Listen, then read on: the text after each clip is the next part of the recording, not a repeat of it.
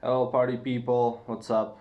I'm Alex and today I've purchased the new two commander decks, Lance Wrath and Sneak Attack. I'm going to unbox them and tell you my opinion on whether or not you should buy that. And so you know, these commander decks have only one commander presented here, and it is intended to be for new beginner players who wanted to start playing EDH with their EDH friends who are already playing commanders. And these products, most importantly, are a replacement for Planeswalker decks, which just fucking suck. No one wanted to buy Planeswalker decks. Even beginners don't want to buy Planeswalker decks. And that is why this is a better replacement. Now, the prices of these, I got these both for $40. It's a pre-order price, which is pretty good. For a normal pre-con commander deck, you can buy for $40. So you just get two decks in one. And the purpose of these decks are to play it in multiplayer. That means that do not play these two decks against themselves because it's not optimal gameplay experience. Now, so in the deck you will get 3 new cards, including the commander. You got some reprints. It's mostly everything are reprints. You'll get a deck box and 10 double-sided token cards. Plus you get a live wheel, which no one really gives a shit about, strategy insert, blah blah blah, and a reference card. Now, let's open these. So, got the first one, which is a Naya Landfall deck, led by Aboon Muldaya Ancestor. It's pretty cool because Naya doesn't have a landfall based commander around it. And we'll meanwhile open this. We'll talk to you about the finances of it looks like this. Finances about the commander decks. Don't buy these for financial value. Even though other YouTube channels will tell you that there is like $90 of value in every single of these commander decks, this doesn't mean that you will get those $90 in them. So buy these just for playing with these, not by getting financial value, because that's just bullshit. If it were true, Wizards of the Coast would be just terrible businessmen who don't know what to do. So think about it. Here are the tokens, double-sided, always good. Here's the commander, all foily. Put it in a sleeve or it will get curled. But they kind of they are aware of this foil problem, so they're putting a little bit less of the foil in the card. As you can see here, it's not like really foil. You won't even mention the fact that it's foil from this distance, but it's still foil and it still can curl, but not as much as they used to. Now, 100 card deck. You get like a deck box for it too, and it's actually, to my surprise, a 100 card deck box, because I remember I bought a commander deck and there was like a deck box, which is not really a deck box, and only like 60 cards could fit in it. So this is pretty cool. And here's the deck. And now let's talk about the first deck, about the Naya deck, and what the problems with it actually are. Is surprisingly the mana base. There aren't many. There are dual lands, of course, but there aren't many good dual lands. They could have reprinted Fable Passage into the deck, or something that could really boost the mana base, like like a card that would say that all your lands they tap for whatever they want to tap. So so if you're going to upgrade the deck, I advise you to start with the mana base.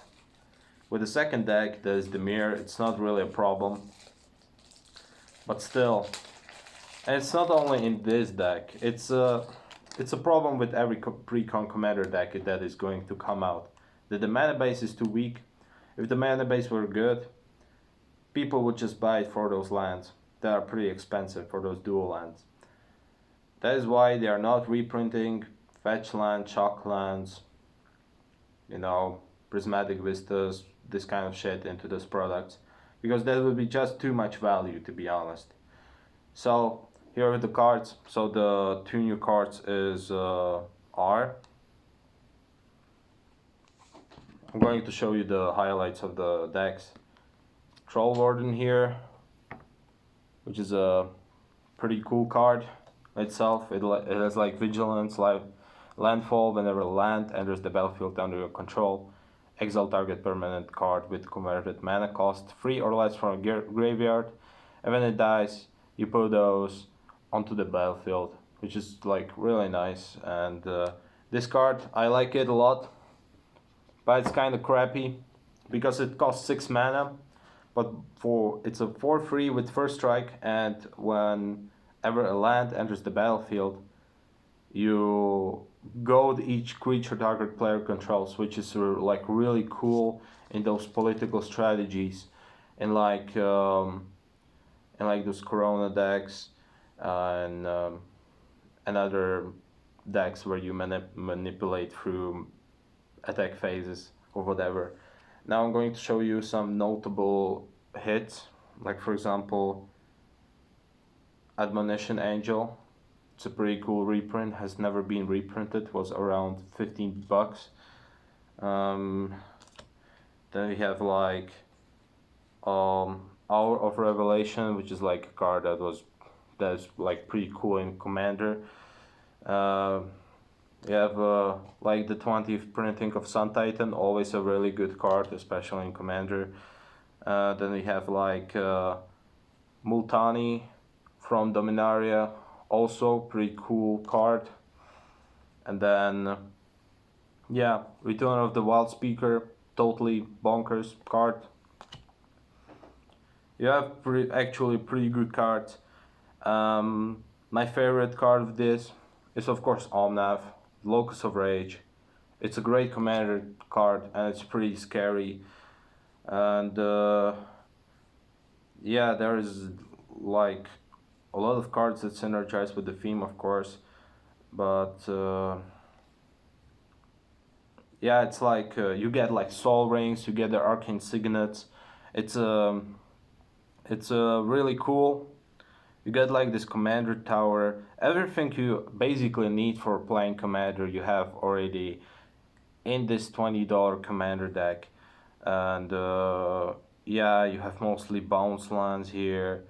And there's like a lot of basic lands here as well. In a 3-color deck, here's like this fucking card, man. And for $20, buy it. Just buy it. Like if you don't have a commander deck, or you like need another commander deck because you're sick of the commander deck that you have already built, like this is a really good product, and I hope they will make more products like that. Now let's look at this really quickly. Yeah, I'm pretty just one. This is pretty fucking shit. I fucking hate this. I prefer dice to this, because this is like, okay, this is practical, right? Because you only do this, but it's it doesn't look exciting. It really doesn't.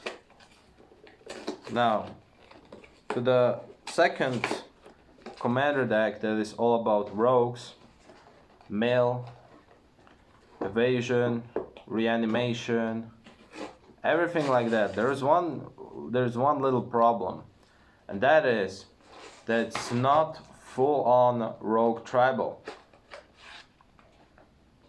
it can be more focused. However, in both of these decks, there aren't cards where you will ask yourself, what the fuck is that even doing here? And then that happens a lot of times in certain pre-con commander decks that I have bought for myself in the past, that there are like new cards that Wizards have printed into the commander decks that have nothing in common with the commander itself, like with the focus of the commander deck.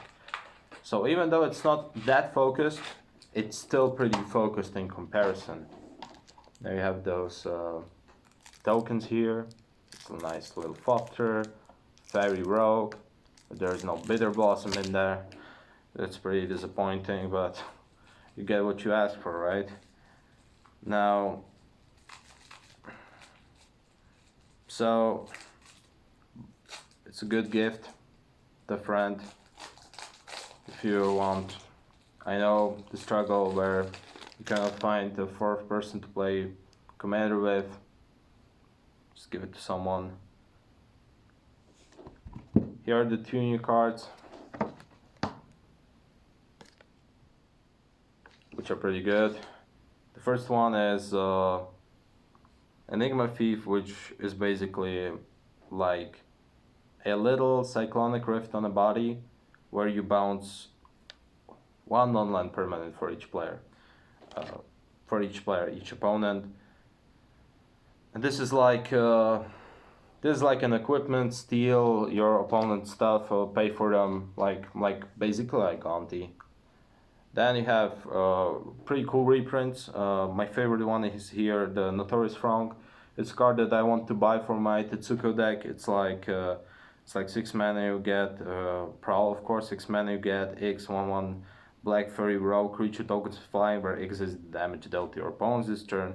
And then if it was paid, you get an extra turn, because why not? And then you get of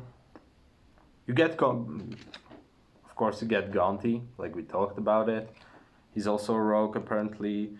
You get like you get pretty cool cards. You get like this card, which is pretty underrated. I think that this card should be more valuable than it is right now, because that effect is just is really strong to reanimate opponents' creatures onto your own just for 7 mana and have a 5/4 with Intimidate. Then you have Una here, pretty cool commander. I will recommend it to you. Then we have the first reprint of my boy Sig right here, the closest thing that you got to rogue commander deck until now, and you get like, yeah, it's basically a rogue deck, like a tempo rogue deck. Let's see if there are many counter spells. And murder, have like yeah, you have the Arcane Signet, Commander Sphere, Dimmer Locket. Dimmer Locket was $3, like $4, which is pretty crazy. I mean Dimmer Signet. Fuck me. Now, where are the counter spells, dude? You kidding me? Okay, there are no counter spells in this deck, but it's still a pretty cool deck. And between two of these decks, I would pick out the rogue one, because of the mana base, mostly because it's more focused, and because it's honestly more cooler than a landfall deck. And in the end, to summarize this, don't buy this for financial value. Buy these to play. Stay woke. Goodbye.